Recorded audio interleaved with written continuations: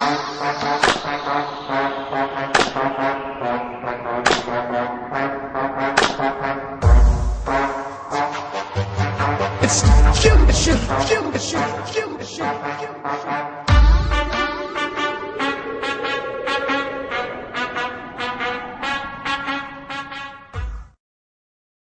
us, we should use it to the fullest.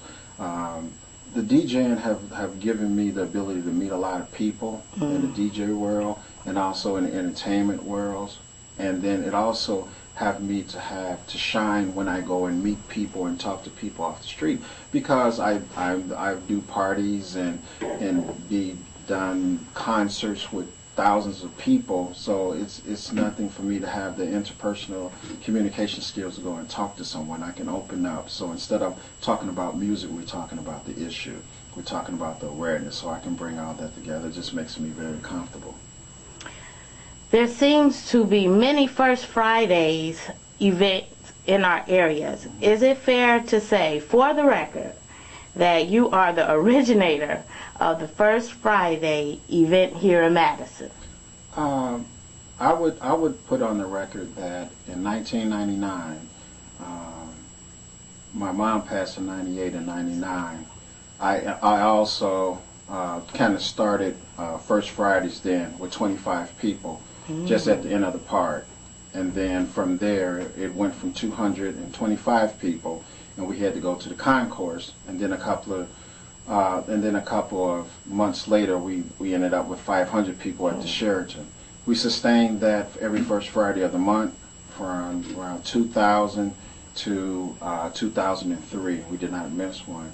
And from there, we take the money and then we donate it to Elizabeth Williams Foundation. That's the foundation that in which I started First Friday for, to honor my mother, and how she was just advocating for the less unfortunate in the Chicago Hyde Park area.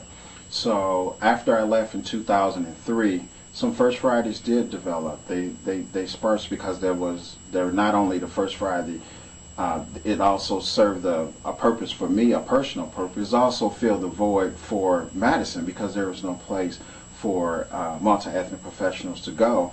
And when they graduate from UW, there's what's called a brain drain, because they have to go other places to go and socialize. I mean, where are they going to go meet a wife at? Where are they going to go other than church and things like that? But you got to go somewhere that's nice, and it wasn't that. So there was a few other First Fridays that's out that filled the void, and some has started. But now that I'm back and West Production is settled, we are the originators of Madison's First Friday, and we're coming back bigger and stronger too. Okay. Give us a little more detail about the foundation in honor of your mom, and what are some of the organizations that you contributed to in her honor, in her name, that benefited from your services here in Madison? Well, like I said, back in '98, she passed. I went into this big depression because my mom was she was at all the parties. That's mom. Right there in the front, no matter what. Even holding it down for you. Even when I couldn't scratch, I was messing up. But even though when I was messing it up, she was there saying that's my baby. And she gave me the confidence, and she actually was there and very supportive. And then after she passed, I went into a funk, and then I was figured out, I wouldn't want my mom, she wouldn't want me to do this. So what I did, I found that avenue that I can connect with her through the music again. And then that got me thinking, what can I do? Then I said, well, she liked to feed the kids in the neighborhood. We come from Hyde Park, and we live near a park, and then I got 8 brothers and 3 sisters. And even though our food was tight, she would take the boy from the girl that was in there and know that they was hungry, the hair wasn't combed, shoes, and she would invite them in and eat with us.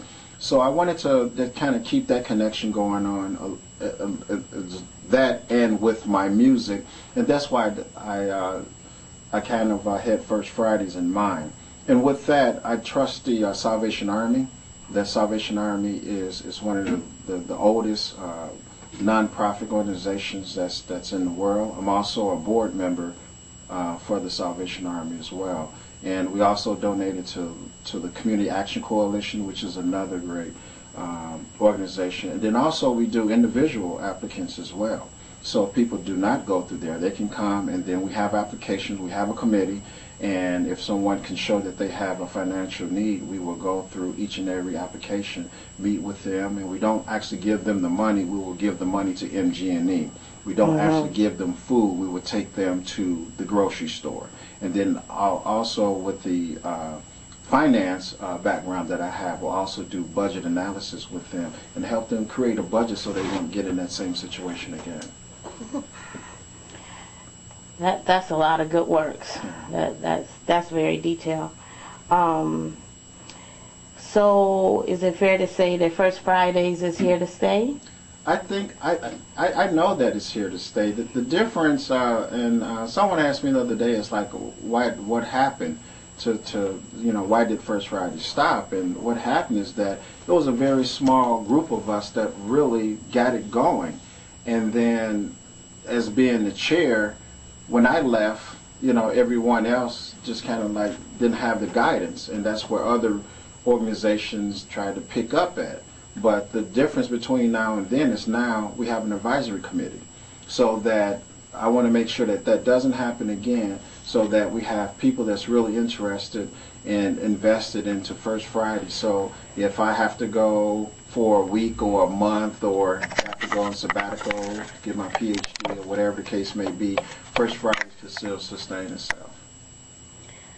What are some of your future goals for First Friday? What are some of the things you like to see it do? Well, one of the main things that I would like to see First Friday go is to be more community oriented with addressing the issues. There's a disparity gap when it comes to education. There's also a disparity gap when it comes to unemployment. I would like to work with the mayor and work with the council, also with the state legislature, to have them to come and then have some workshops and seminars, and also provide people with the information that they need to address those needs. If you could relay one message to Black Wisconsin, what would it be? I would say to support Black people. I think that we have a lot of dollars that's out there that's going to other places, and we have to support each other. Now, I'm not saying that only support Black. I just do mean to support our own more. Because we have a lot of dollars that's going out, pretty much going out of the community, that we can sustain ourselves. There's a lot of small Black business owners that need assistance. And I would also say that on the same thing, to look at We Can Serve, because with that you will save money, and then you will help. It is a way of life too. So I guess those two things, but I got to put a plug in for my program. Exactly. Using one word, okay. What would you say is the soul of Wisconsin? The soul of Wisconsin is the grassroots of the people.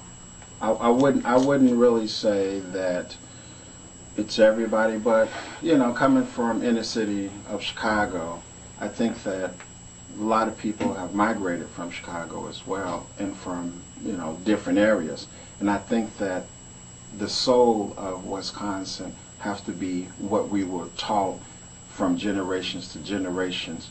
Things like soul food, and things like the things that we do day to day that you can't be taught. It's just passed down like a recipe. You hungry? I'm hungry. No. Are there any closing thoughts?